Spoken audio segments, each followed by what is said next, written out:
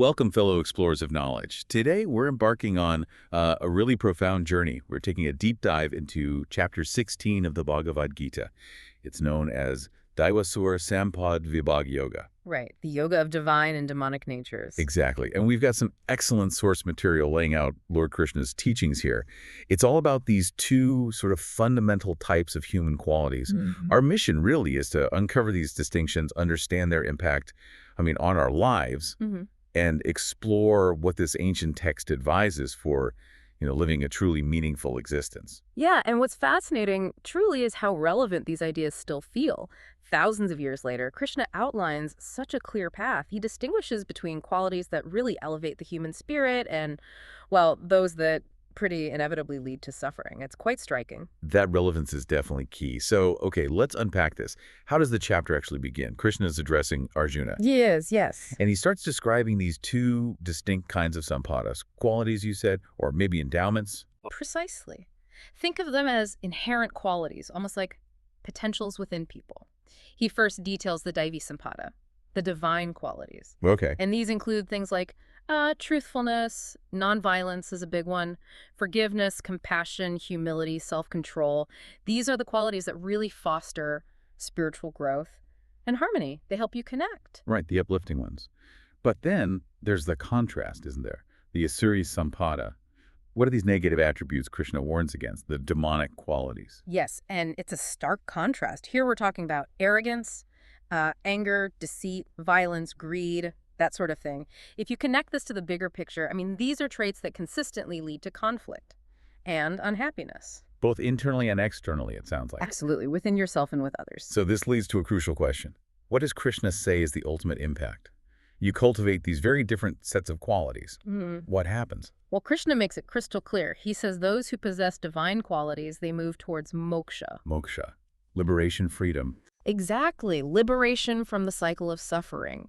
These qualities literally elevate the soul. But conversely, individuals who are, dominated by demonic qualities, they're said to lead lives of bondage and suffering. These traits pull the soul downwards, keep it entangled. Wow.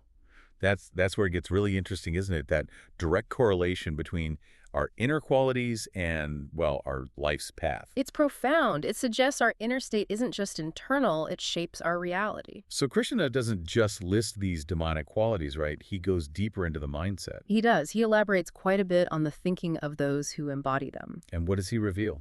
What's going on inside someone with these tendencies? Well, he explains that people with these demonic tendencies often lack faith. Faith in dharma, righteousness or truth, or even in God or any kind of higher principle. They're driven primarily by their ego, their desires, their anger. So it's more than just bad habits, it's a whole outlook. Precisely. A very self-centered, materialistic outlook often. They might see the world as chaotic, purposeless, just driven by lust or chance. And this raises that important question: what happens to such individuals? Right. Krishna states they ultimately destroy their own lives. They cause suffering not just to others, but they remain deeply unhappy themselves. It's a really powerful warning about how self-destructive these negative traits can be. Okay, so after laying out these two paths, the divine and the demonic, does Krishna offer specific advice?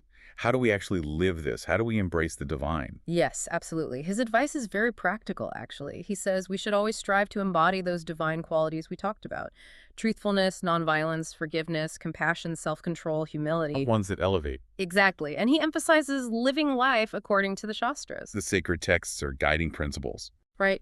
Foundational principles for right conduct. And also, crucially, performing one's duties faithfully without being attached to the results. And what's fascinating here is the promise attached. He suggests that those who follow the Shastras, who live by these principles, they find peace and success. Real success, not just material. Exactly. Inner peace, fulfillment. It's a clear directive for how to conduct yourself. So bringing this all together, Yeah. what does this mean for us today, navigating our own challenges? Well, I think the core message of chapter 16 is pretty unequivocal. Sure. Embrace the divine qualities, actively avoid the demonic ones.